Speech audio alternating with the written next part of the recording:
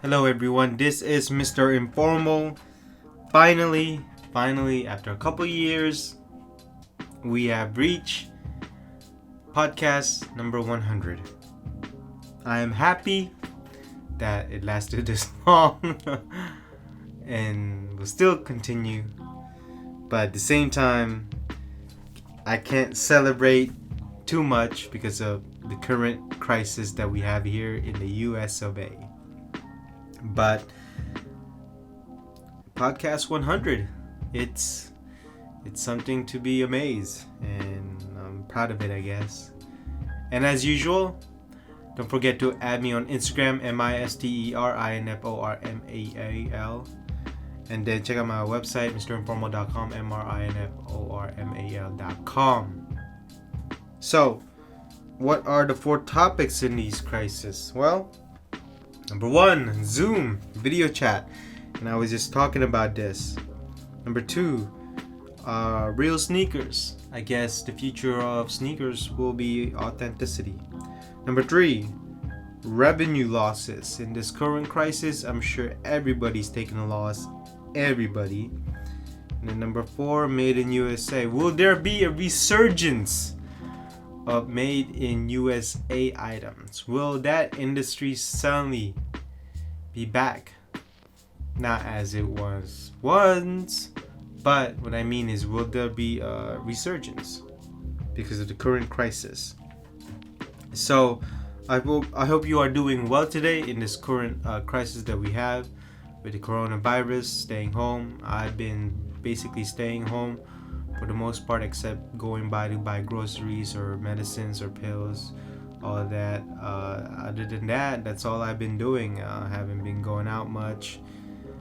I mean, that's all you can do: watching movies, listening to music, YouTube, being on the computer, selling stuff online, I guess, and just trying to maintain sanity and just trying to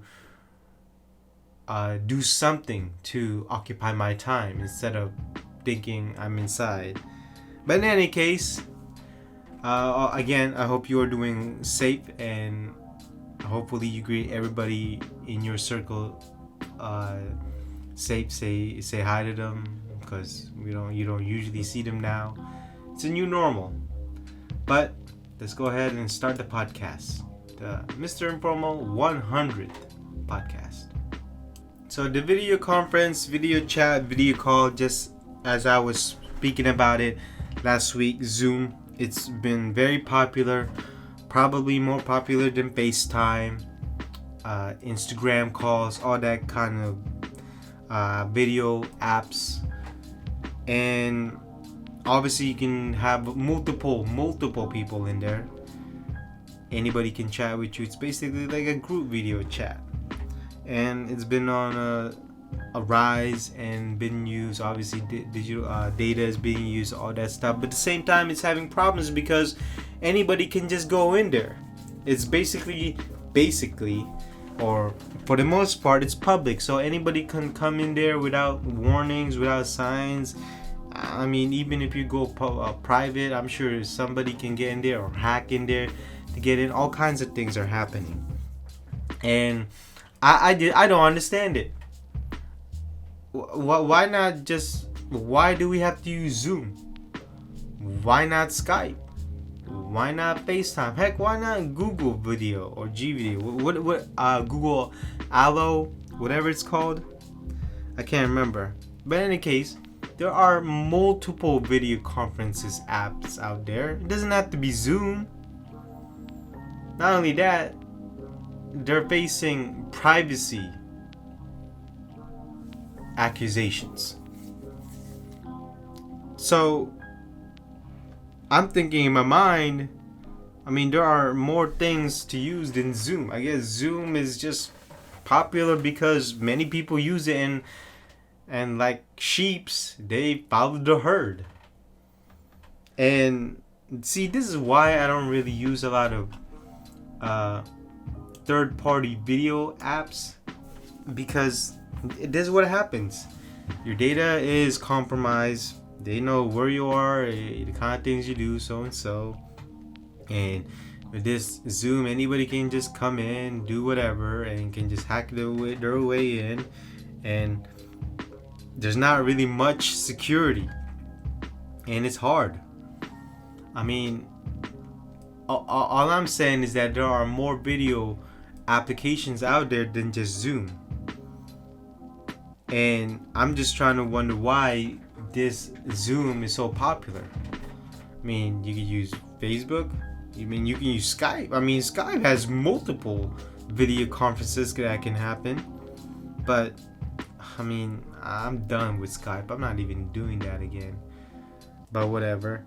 And, like I said in the previous podcast 99, go check that out, that video calls are going to be much more important in our lives.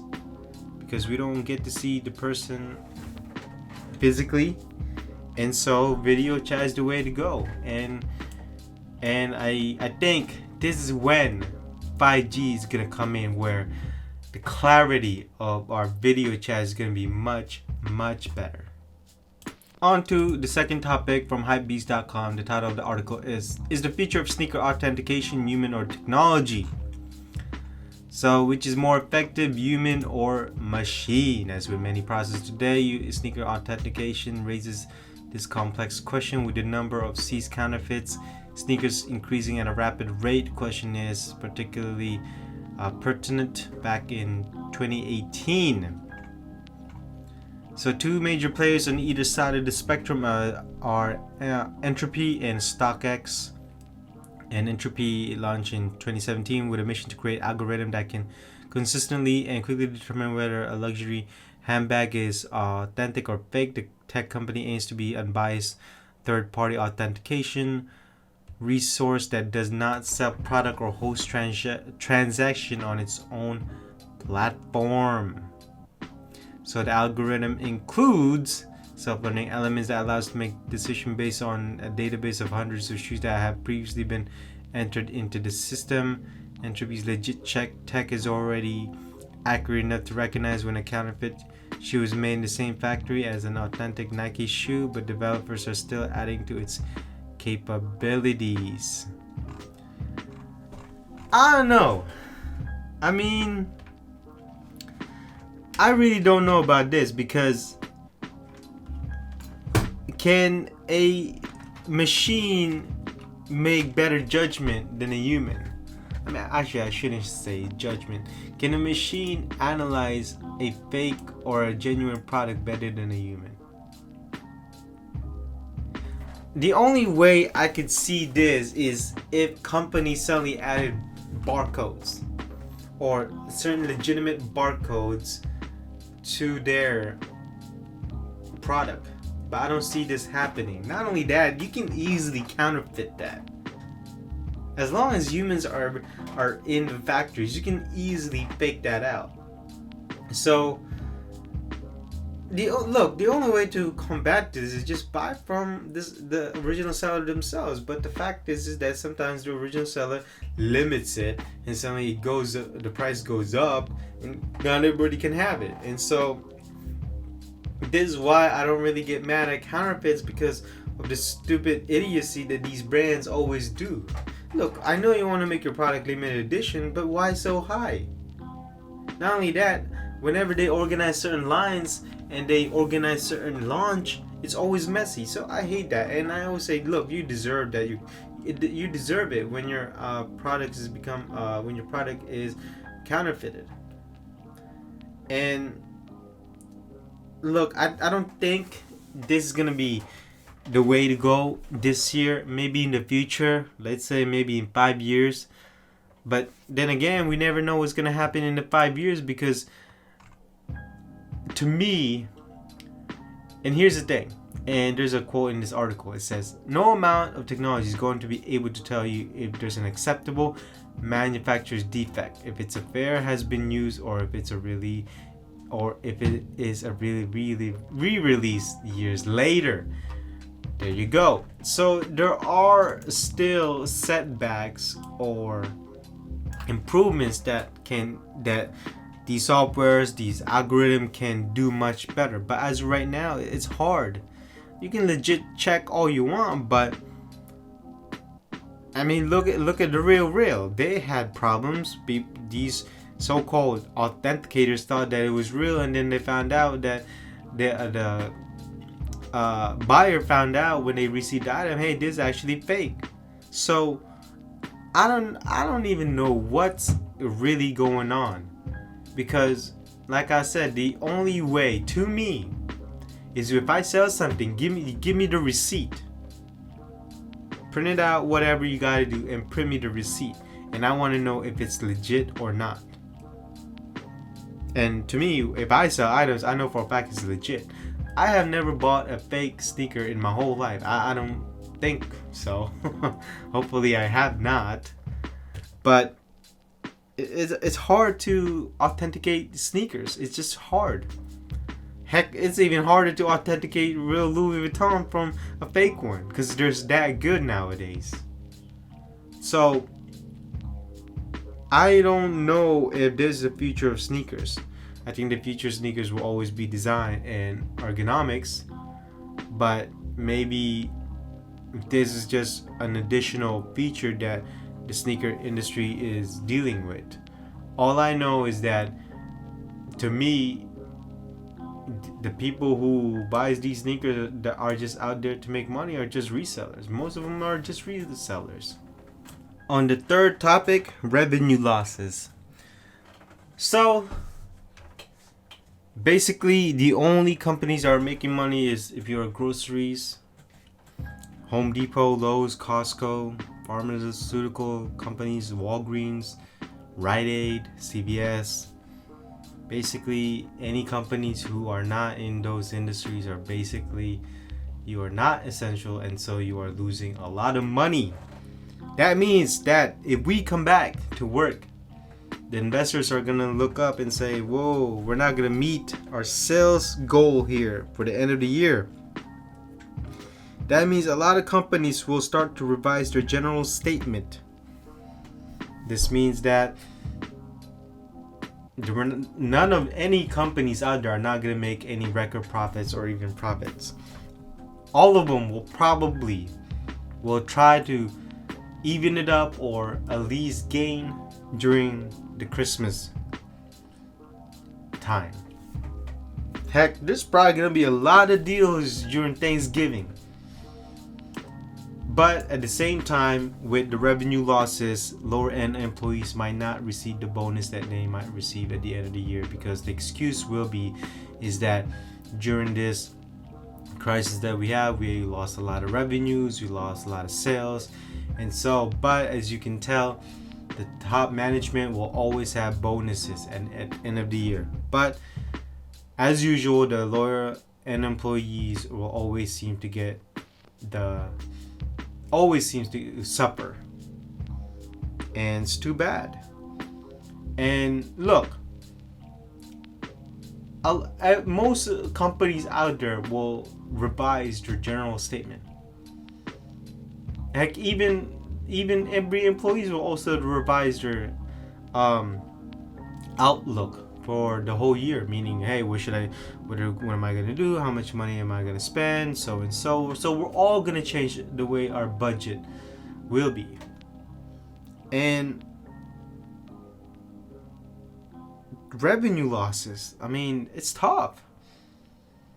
Here's the thing, even if we all come back, let's say we come back end of this month, end of April, every consumer is not going to spend money, because based on the current data that we have, 6.6 million Americans have filed for unemployment.